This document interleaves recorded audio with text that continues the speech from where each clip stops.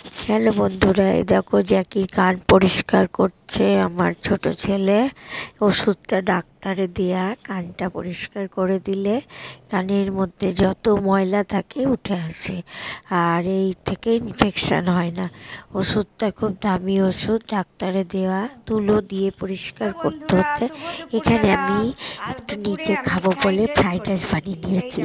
আমার শখ হলো একটু গাজর, একটু ফুলকপি আর আরও কত কি সব মনেই পড়ছে না, কারণ ভিডিওটা আগে তোলা, পরে আমি কথা বলছি, তার জন্য তোমরা কিছু মনে করো না। এইটা সেদিনের ভিডিও মনে হচ্ছে, এটা হচ্ছে গত শুক্রবারের ভিডিও, বুঝতে পেরেছ? তা যদি বলো না শুক্রবার না, সরি এটা মঙ্গলবারের ভিডিও। হ্যাঁ, তা একটা দিন মানে গত দিনের ভিডিও। হ্যাঁ, এইটাই আমি বলতে চাচ্ছি, কারণ গত দিন দেওয়া হয়নি বলে আজকে আমি ভিডিওটা আবার দেখাচ্ছি। কারণ দুদিন ওই নানা রকম কাজের মধ্যে ব্যস্ত ছিলাম বলে ভিডিও দিতে পারিনি, তার জন্যে আমি তোমাদের কাছে ক্ষমা প্রার্থী। আমার ভিডিও তোমরা দেখো, কিন্তু অনেকে দেখো না। অনেক আগে যে ভিউজটা হতো সেটাই তো দুঃখের বিষয়। যদি বলো তো নিজেকে দেখাচ্ছি, নিজেকে দেখাবো, অনেকবার করে দেখাবো। এই দেখো আমি একটু চপ বানিয়ে নিয়েছি, চপ এখানে পাঁপড় ভাজা করে নিয়েছি, চপ খাবো আর চপটা বলবো।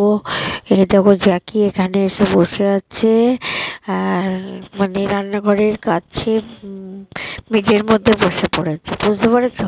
আমি তাড়াতাড়ি ভিডিওটা চলে আসছে বলে তাড়াতাড়ি বলছি। আর আমাকে কি দেখাবো বলো? দেখাতে হবে, দেখাবো। আমি তো মানে সব সময় ভিডিওটা আমার দিকে ঘোরাতে পারছি না, আমি সব কিছু অতটাও বুঝতে পারি না, মানে ছবি তুলতে সামনে ছবি তুলতে পিছনে যে ব্যাক করবো অতটাও পারি না, তার জন্য অসুবিধা হয়ে যায়। কেউ একটা ক্যামেরা যদি ধরে তাহলে ঠিক আছে, কিন্তু আমি আমার ভিডিও একাই করি তো, তার জন্যে সমস্যা। যাই হোক, জ্যাকি সেই একভাবে বসে আছে, আর আমার ওই কী বলো তো, একটু জ্যাকি ঠান্ডাও লেগেছে। হ্যাঁ, আর আমি যে ভিডিও করছি ওটাও বুঝতে পেরেছি, আমি দাঁড়িয়ে ভিডিও করছি, আর ও মুখ ঘুরিয়েছে, দেখেছো কি চালাক। আর এদিকে এই যে রকি কী করছে, বসে আছে, চুপ করে বসে আছে, বুঝলে? আর এখানে আমি ছোলার ডাল বেটে বাটির মধ্যে দিয়ে নিয়েছি, বাটির মধ্যে দিয়ে কি করছি বলছি তারাও।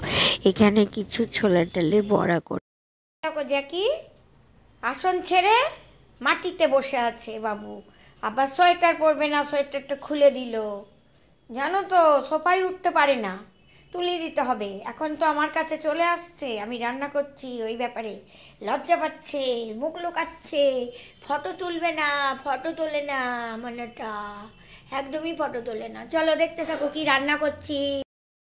এখানে আমি ছোলার ডাল ভিজিয়ে রেখেছিলাম গতদিন রাতে, তারপর ছোলার ডালটা আমি এই বাটিটাতে, তোমরা স্টিলের বাটি করে নিতে পারো, আমি কাঁসার বাটি, যেহেতু এটা পিতল ভাব আছে তাই কাঁসার মনে হচ্ছে না। এর মধ্যে আমি সামান্য গাওয়া ঘি লাগিয়ে নিয়েছি, তোমরা পারলে সাদা তেল লাগিয়ে নেবে।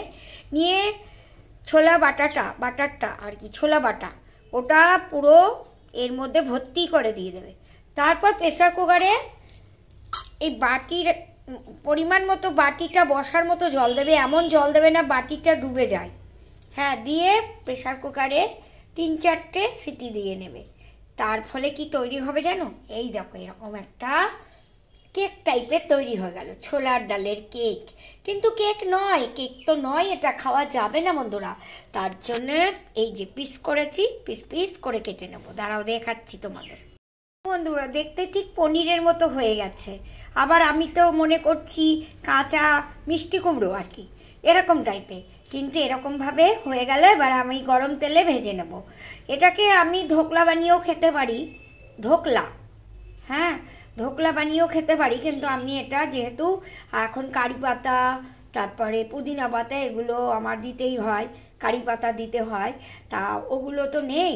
চাটনি যেটা ওপরে ছড়িয়ে দেওয়া হবে, টক জল, ওটাও নেই। তার জন্যে ওটা যখন জোগাড় করব তখন তোমাদেরকে আমি আমার খাবার ভিডিওটা দেখাবো, কিন্তু জাস্ট আমি এই ভিডিওটা দেখালাম। আমি ফ্রিজে কিছু রেখে দেবো আর কিছু দেখবো ভেজে করা যায় কিনা। এটা আমার নতুন রেসিপি, এর আগে করেছে কিনা আমার জানা নেই। আমি নিজে বানিয়েছি নতুন একটা রেসিপি, আর সেই রেসিপিটাই আমি পিস পিস করে নিলাম। দেখো এখানে এখনও কতটা রয়েছে। এবার এগুলোকে চলো দেখতে থাকো।